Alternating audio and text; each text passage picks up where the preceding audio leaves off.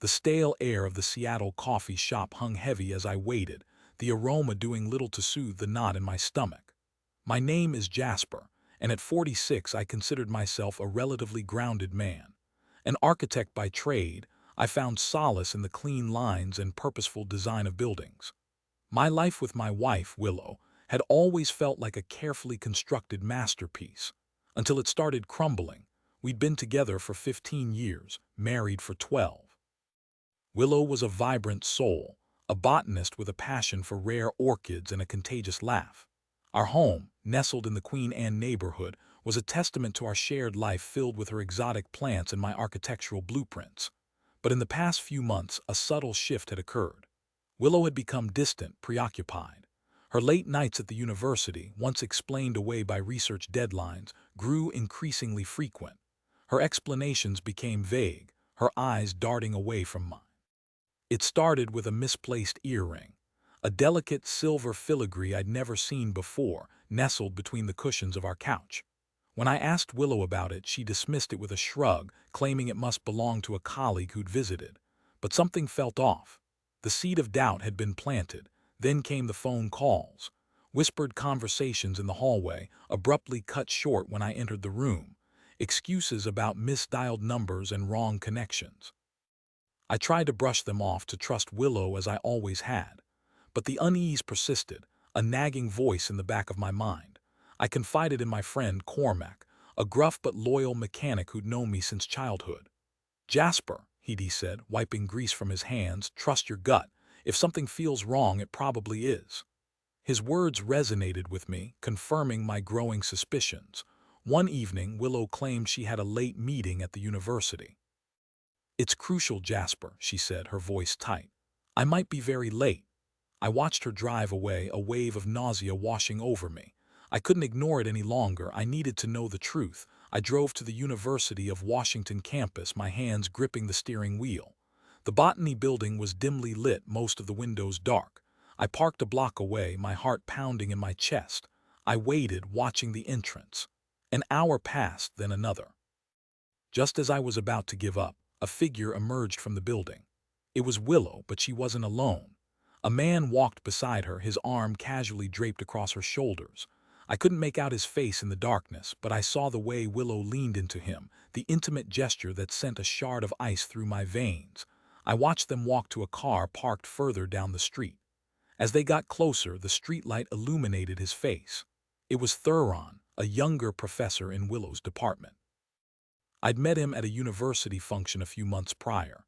He'd been charming, attentive to Willow, and I dismissed it as professional courtesy. Now the reality of the situation crashed down on me like a tidal wave. My wife, the woman I loved, was having an affair. I sat in my car, paralyzed. The world around me seemed to blur, the sounds of the city fading into a dull hum. I couldn't breathe. The pain was physical, a crushing weight on my chest. I wanted to confront them, to scream, to demand answers, but I couldn't move. I was frozen, trapped in a nightmare I couldn't wake up from. Finally, I started the car, my hands shaking. I drove home, the image of Willow and Thuron seared into my mind. I walked into our house, the house we had built together, and it felt alien, tainted. I couldn't stay there. I grabbed a bag, threw in a few essentials, and drove to Cormac's garage. He lived in a small apartment above it.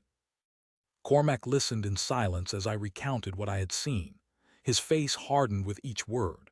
When I finished, he simply said, "What do you want to do, Jasper?" "I don't know," I admitted, my voice cracking.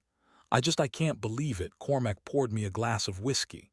"Take your time, think it through, but don't let her get away with this." I spent the next few days at Cormac's trying to process what had happened. The initial shock gave way to a burning anger. I felt betrayed, humiliated, and utterly lost. I couldn't understand why Willow would do this. Had our marriage been a lie? Had I been blind to the signs? I decided I needed answers. I couldn't confront Willow directly. I wasn't ready for the lies and manipulations I knew she was capable of. So I decided to investigate. I started subtly, checking our bank statements, looking for any unusual activity. I found nothing. Willow had always been meticulous with finances. Then I remembered her email account. She rarely used it, preferring to communicate through messaging apps. I knew her password, a combination of our anniversary date and our cat's name. I logged in, my hands trembling. The inbox was mostly empty, but there was a folder labeled Projects. Inside, I found a series of emails between Willow and Thuron. The emails were explicit, filled with declarations of love and longing. They detailed their secret rendezvous, their stolen moments together. But there was something else, something that made my blood run cold. They were discussing a research grant, a significant sum of money Willow had applied for. Thuron, it turned out, was on the grant committee. The emails suggested that their relationship was not just about passion, it was about power and ambition. "He's helping me secure the grant, Jasper," Willow wrote in one email. "It's our future, our future." The words echoed in my head, a cruel mockery of everything I thought we had. I realized then that Willow's betrayal was not just about a physical affair. It was about greed and manipulation. She had used me, our marriage, to further her own ambitions. The anger I felt intensified, hardening into a cold resolve. I wouldn't let her get away with this. I wouldn't let her destroy everything I had worked for. I decided to fight back. I contacted a lawyer, a sharp, no-nonsense woman named Meredith. I explained the situation, showed her the emails. She listened intently, her expression grim. "This is a clear case of adultery and misuse of power," she said. "We can file for divorce immediately, and we can expose their scheme to the university." I agreed. I wanted Willow to face the consequences of her actions. I wanted her to lose everything she had gained through her deceit. The divorce proceedings were swift and brutal. Willow denied the affair at first, but Meredith presented the emails as evidence. Willow's carefully constructed facade crumbled. She broke down, sobbing, begging for forgiveness. But I was unmoved. The woman I had loved was gone, replaced by a stranger I no longer recognized. I also contacted the university authorities, providing them with copies of the emails. They launched an investigation, and Thuron was suspended pending the outcome. The research grant was withdrawn, and Willow's reputation was tarnished. As the dust settled, I was left with the wreckage of my marriage. The pain was still there, a dull ache in my heart. But there was also a sense of closure, a feeling that I had done everything I could to protect myself and my future. I moved out of our house in Queen Anne, finding a small apartment in the Ballard neighborhood. I threw myself into my work, designing new buildings, creating new spaces. I started running again, pounding the pavement, pushing myself to my physical limits. It was a way to release the anger and frustration that still lingered within me. One evening, a few months after the divorce was finalized, I received a phone call. "It was Willow, Jasper," she said, her voice trembling. "I need your help." I hesitated. I didn't want to talk to her. I didn't want to hear her excuses or her pleas. "What is it, Willow?" I asked, my voice cold. "Thuron, he's gone," she said. "He left me. He took all the money, everything. I'm alone, Jasper. I have nothing." I felt a flicker of satisfaction, a sense of karma being served. But then I heard the desperation in her voice, the raw pain that echoed my own suffering. "I don't know what to do, Jasper," she sobbed. "Please help me." I thought about all the pain she had caused me, the betrayal, the lies. I thought about the future we had planned together, now shattered beyond repair. And then I thought about the woman I had once loved, the vibrant, passionate soul who had captured my heart. "Where are you, Willow?" I asked. She told me her address, a small, run-down apartment in a seedy part of town. "I'll be there in an hour," I said. I drove to her apartment, my mind racing. I didn't know what I was going to say, what I was going to do, but I knew I couldn't leave her alone.